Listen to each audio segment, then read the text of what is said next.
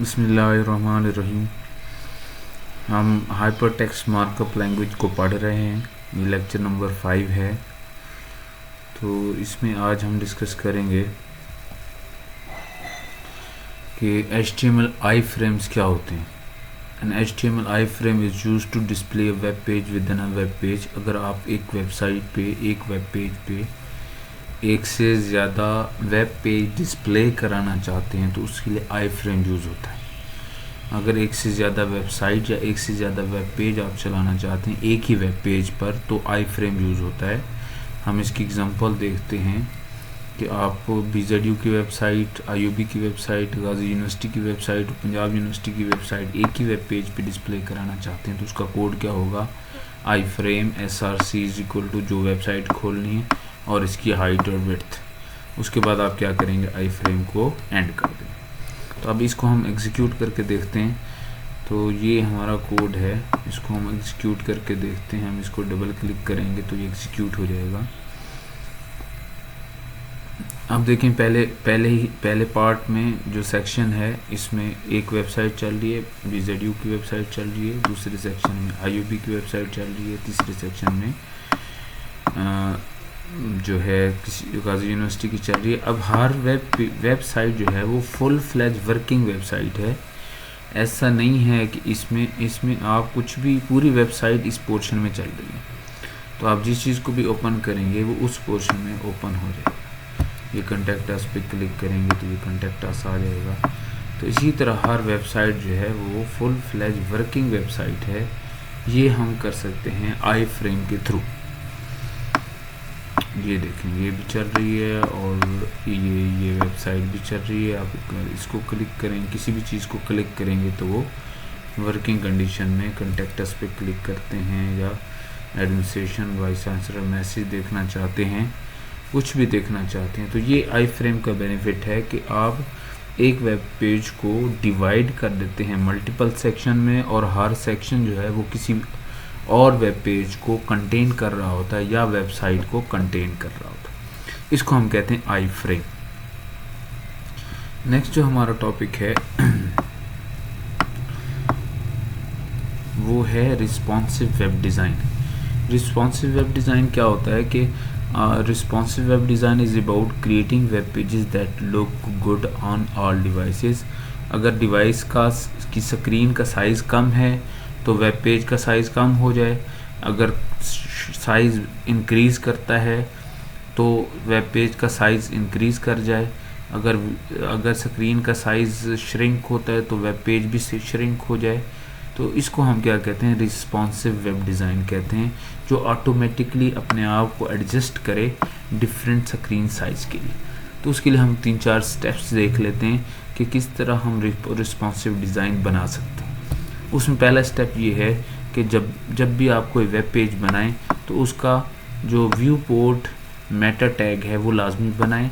इससे क्या होगा, आपने कहा कि जो मेरे वेब पेज की विड्थ है वो डिवाइस की जो विड्थ है उसके बराबर हो जाए।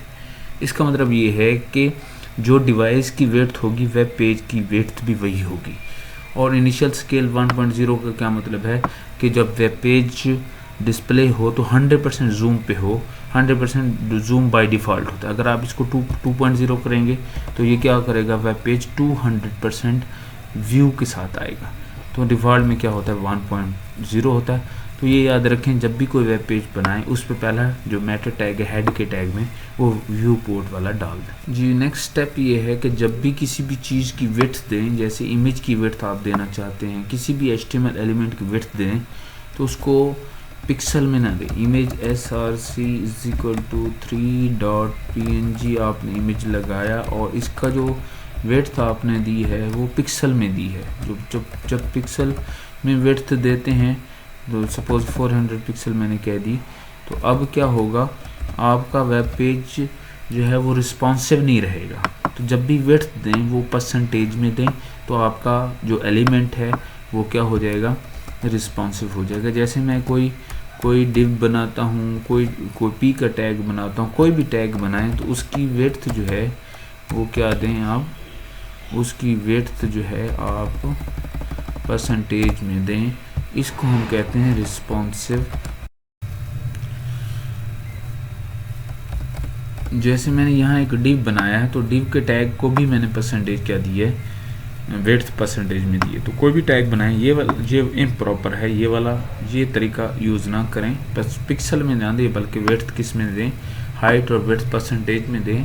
तो इससे क्या होगा, वो ऑटोमेटिकली स्क्रीन के साइज़ के मुताबिक वो एलिमेंट एडजस्ट हो जाएगा। थर्ड स्टेप ये है कि जब भी कोई इमेज लगाएं उसकी जो मैक्स विड्थ है वो दे दें 100%। इसका मतलब ये है कि इमेज अगर 400 बाई 400 का है तो ब्राउज़र उसको 400 बाई 400 से बड़ा नहीं दिखाएगा। एडजस्ट जब करेगा वो इमेज को, तो इमेज को क्या करेगा, वो उसकी ओरिजिनल जो हाइट और विड्थ है उससे बड़ा नहीं होने देगा। कम तो हो सकेगा लेकिन उससे बड़ा नहीं होने देगा। तो मैक्स विड्थ प्रॉपर्टी क्या करती है, एक तो इमेज की क्वालिटी को ख़राब नहीं होने देती, और दूसरा क्या है कि इमेज के साइज़ को उसके मैक्सिमम साइज़ तक ले जाती है, उससे ज़्यादा बड़ा नहीं करती। नेक्स्ट है कि अगर आप क्या चाहते हैं कि स्क्रीन बड़ी हो तो टेक्स्ट बड़ा नज़र आए, अगर स्क्रीन छोटी हो तो टेक्स्ट कम छोटा नज़र आए, उसका साइज़ कम हो, तो उसके लिए क्या करें, आप फॉन्ट साइज़ कभी भी पिक्सल में ना लें, PX ना लिखें।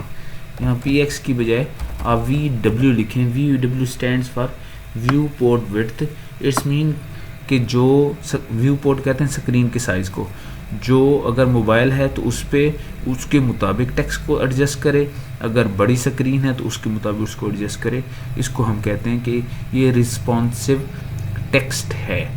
साइज़ टेक्स्ट का साइज़ जो है वो रिस्पॉन्सिव है, ये अपने आप को एडजस्ट करेगा as per size of screen और डिवाइस। नेक्स्ट है मीडिया क्यूरीज। मीडिया क्यूरीज क्या होती हैं कि हम हर डिवाइस के लिए अलग-अलग स्टाइलिंग देते हैं। हर डिवाइस के लिए क्या करते हैं, अलग-अलग ब्राउज़र क्या करता है, डिवाइस सर्च करता है, ऑटो डिटेक्ट करता है कौन सी डिवाइस है। अगर मोबाइल है तो उसके लिए स्टाइलिंग और चलेगी, अगर टैब है तो उसके लिए स्टाइलिंग और चलेगी, अगर लैपटॉप की स्क्रीन है तो उसके लिए और चलेगी, और बिगर स्क्रीन है तो उसके लिए स्टाइलिंग और चलेगी।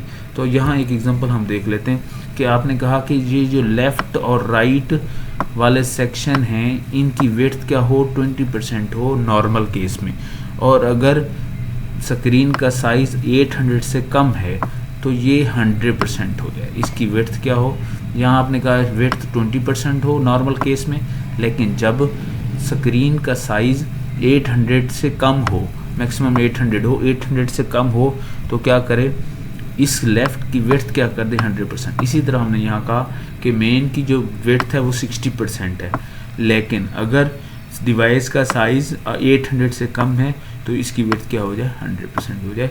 तो इसको हम क्या कहते हैं कि दो स्टाइलिंग आपने दे दी। नॉर्मल स्टाइलिंग ये है, लेकिन जब डिवाइस का साइज़ 800 से कम होगा पिक्सल तो फिर ये वाला कोड चलेगा मीडिया क्यूरी। इसमें हम क्या लिखते हैं, @ मीडिया क्यूरी एंड विड्थ बताते हैं, मिन भी बता सकते हैं, मैक्स भी बता सकते हैं। उसके बाद आप क्या करते हैं, ये सारी स्टाइलिंग इसके अंदर दोबारा लिख देते हैं और अपने मुताबिक एडजस्ट कर लेते हैं। जैसे हमने कहा कि विड्थ 20% नॉर्मल केस में हो, लेकिन जब स्क्रीन का साइज़ 800 पिक्सल से कम हो तो विड्थ कितनी हो जाए, लेफ़्ट की विड्थ कितनी हो जाए, 100% हो जाए। इसको हम कहते हैं मीडिया क्यूरीज।